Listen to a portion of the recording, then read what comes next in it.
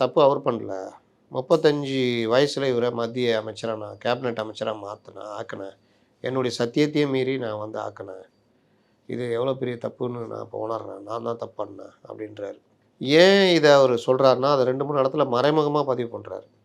நீங்க பார்த்தீங்கன்னா, அன்புமணி ராமதாஸ் அவர் மேல இருக்கிற வழக்கு, இன்னை வரைக்கும் பாமக மேல கத்தி மாரி தொங்கிக்கிட்டு இருக்கு.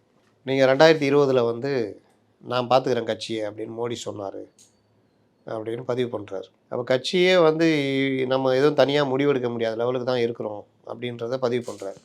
அதுக்கு காரணம் இவர் ஒரு காரணம் அன்புமணின்றத அவரு பண்றாரு. பல இடங்கள்ல தன்னிச்சையா முடிவெடுக்க முடியாம போற அளவுக்கு இந்த வழக்கு பலரும் இது பண்ணுவாங்க. ஏன் போறாருன்னா, இந்த வழக்கு இருக்கு. அதனால தான் அவர் பிஜேபி கூட போறாரு அப்படின்ற மாரி. அது என்னதான் வழக்கு சார்? அது இந்த ஒரு இதுவா இருக்கும்பொழுது மத்திய அமைச்சர் சுகாதாரத்துறை சுகாதாரத்துறை அமைச்சரா இருக்கும்போது அமைச்சரா மருந்து கொள்முதல் ஏதோ ஒண்ணுல வந்து அவர் மேல சிபிஐ வழக்கு இருக்குது. ஓகே. அந்த வழக்கு அப்படியே இன்னும் முடிவு பண்ணாம அப்படியே இருக்குது. அது தலை மேல தொங்குற கத்தி மாரி தான் நிக்குது அது. ஆனா அவர் இருந்த காலகட்டம் அப்படிங்கிறது 2004 டு 2009 தானே. இன்ன வரைக்கும் அது நீடிச்சிட்டு தான் இருக்கா? அது அப்படிதான் வைப்பாங்க. தொங்கல்லே தான் வைப்பாங்க உங்கள. அப்பதானே கரெக்ட்டா வருவீங்க கூப்பிட்டப்போ.